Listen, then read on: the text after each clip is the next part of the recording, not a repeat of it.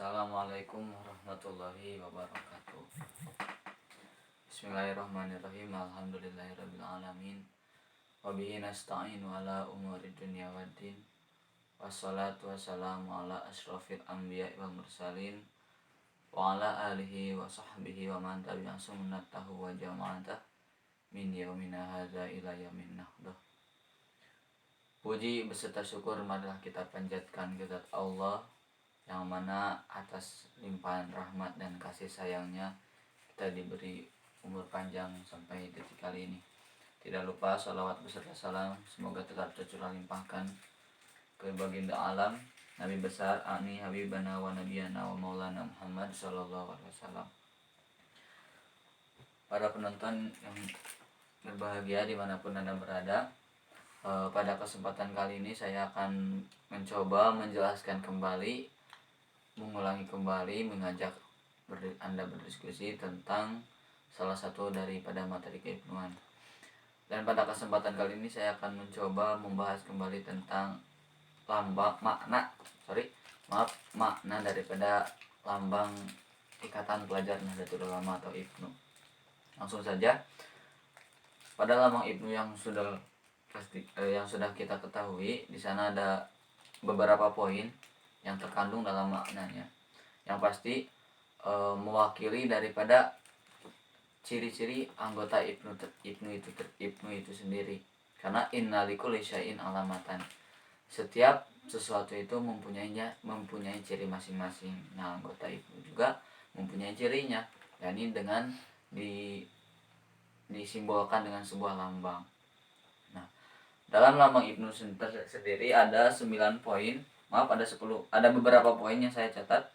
Yang pertama yakni lambang organisasi yang berbentuk bulat.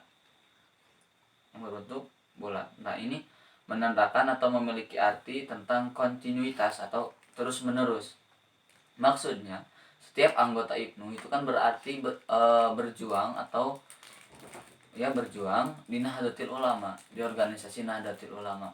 Nah, ketika si anggota IPNU tersebut telah habis masa usianya di keanggotaan IPNU, atau sudah habis usianya, sudah tidak lagi mencukupi, atau sudah keluar dari batas anggota IPNU, maka anggota tersebut tidak boleh berhenti dari NU. Meskipun dia berhenti dari IPNU, meskipun dia berhenti atau bisa disebut menjadi alumni dari IPNU, tetapi dia itu tidak boleh berhenti berjuang di NU, karena NU itu bukan hanya IPNU.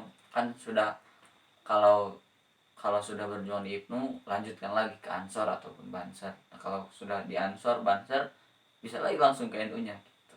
Jadi kan sesuai dengan ayat Al-Qur'an, faida faragta fansab. Selesai di IPNU, lanjutkan ke Ansor. Selesai di Ansor, jadilah Anda NU. Seperti itu. Itu yang pertama yang saya catat. Yang kedua, warna dasar hijau tua. Di tengah-tengahnya lambang, bisa dilihat di layar kaca, itu ada ada warna hijau tua. Itu melambangkan kesuburan. Mengapa melambangkan kesuburan? Karena kita tahu NU dan IPNU itu kan berdiri di Indonesia. Kita sudah tahu kan ada banyak pepatah yang mengatakan bahwa Indonesia itu adalah tanah surga. Maksudnya kan salah satu makna dari tanah surga itu adalah tanah Indonesia yang subur. Makanya pada lambang NU dan IPNU itu ada warna hijau tua melambangkan tanah kelahiran IPNU dan NU. Ini tanah Indonesia yang subur. Selanjutnya ada warna kuning melingkar. Di sisi lambang IPNU ada warna kuning melingkar. Itu berarti hikmah dan cita-cita yang tinggi. Ini menandakan bahwa setiap anggota IPNU itu harus memiliki, yang pertama hikmah, yang kedua cita-cita. Maksudnya hikmah adalah, bisa diartikan salah satunya adalah ilmu. Berarti harus mempunyai ilmu. Itu adalah tugas yang dibebankan, yang menjadi beban setiap anggota IPNU. Yang kedua adalah cita-cita tinggi. Setiap anggota IPNU harus memiliki cita-cita dalam berorganisasi, dalam berIPNU. Itu bukan hanya sekedar IPNU-IPNUan saja, ikut-ikutan saja, itu tidak boleh. Tetapi harus didasari dengan kemauan sendiri dan dengan cita-cita yang tinggi untuk memajukan agama dan bangsa. Itu maksimal. minimal untuk memajukan diri sendiri dan maksimal untuk agama dan bangsa. Yang selanjutnya adalah warna putih yang mengapit warna kuning, itu berarti kesucian. Itu mungkin sebuah doa supaya setiap anggota IPNU itu memiliki kesucian hati, kesucian jiwa. Selanjutnya itu tentang 9 bintang. Nah, pada lambang organisasi IPNU itu terdapat 9 bintang di dalamnya yang memiliki arti masing-masing. Yang pertama, bintang yang paling besar yang paling atas itu melambangkan baginda Rasulullah SAW. Dan 4 yang sejajar dengan bintang besar tersebut melambangkan tentang Khulafaur Rasyidin yang 4, yakni Abu Bakar As-Siddiq, Umar bin Khattab, Utsman bin Affan, dan Ali bin Abi Thalib. Dan yang selanjutnya adalah bintang yang ada di bawah. Itu melambangkan madhab yang 4, yakni melambangkan madhab 4, yakni Hanafi, Maliki, Syafi'i, dan Hambali. Nah, kalau digabungkan bintang ini menjadi 9. Nah, ini bisa diartikan tentang wali songo atau wali 9, yakni para wali yang berjasa besar dalam menyebarkan Islam di tanah Jawa dan Nusantara. Selanjutnya adalah kata IPNU dicantumkan di bagian atas.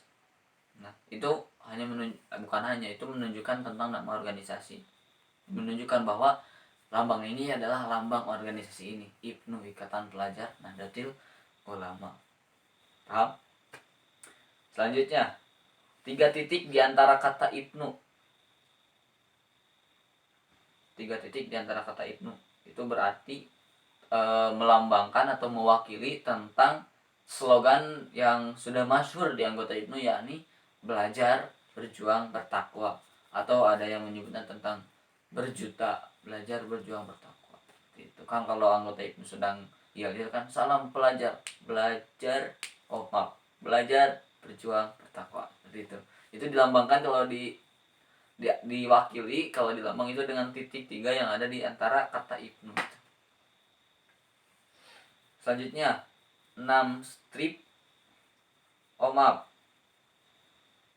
yang tadi juga 3 titik itu bisa diartikan yang tadi, yang belajar, berjuang, bertakwa, tapi juga bisa diartikan dengan tentang rukun agama yang 3, yakni iman, Islam, dan ihsan. Berarti sebuah keharusan atau sebuah beban bagi setiap anggota IPNU harus bisa memahami secara mendalam, memahami secara benar tentang iman, Islam, dan ihsan, dan mengamalkannya secara keilmuan. Seperti itu. Selanjutnya ada juga ada 6 strip di samping kanan dan kiri daripada kata IPNU. Itu melambangkan tentang rukun iman yang 6. Itu di strip 3 ada. Strip 6. Selanjutnya 2 kitab di bawah bintang, ada lambang 2 kitab di bawah kitab, itu melambangkan tentang Al-Qur'an dan hadis. Di sana melambangkan tentang salah satu daripada hukum yang menjadi sumber hukum di Nahdlatul Ulama. Seperti yang kita tahu, sumber hukum yang dipakai oleh para ulama di NU ada 4, Al-Qur'an, hadis, ijma, dan qiyas. Nah, kalau di sini ada 2, ini melambangkan Al-Qur'an dan hadis.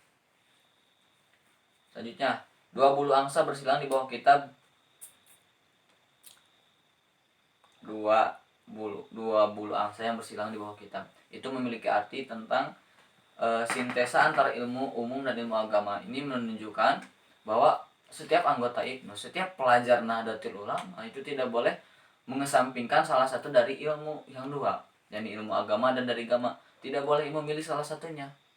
Saya mah ingin ilmu agama saja, tidak boleh, atau ilmu dari agama saja, itu tidak boleh. Tetapi harus bisa menggabungkan antara keduanya, harus menguasai keduanya. Itu yang dilambangkan dengan bulu angsa tersebut. Ya, dan mungkin pemirsa hanya itu yang bisa saya sampaikan dari awal sampai akhir. Mudah-mudahan bermanfaat. Terima kasih. Wallahul muwaffiq ila aqwamit thoriq. Wassalamualaikum warahmatullahi wabarakatuh.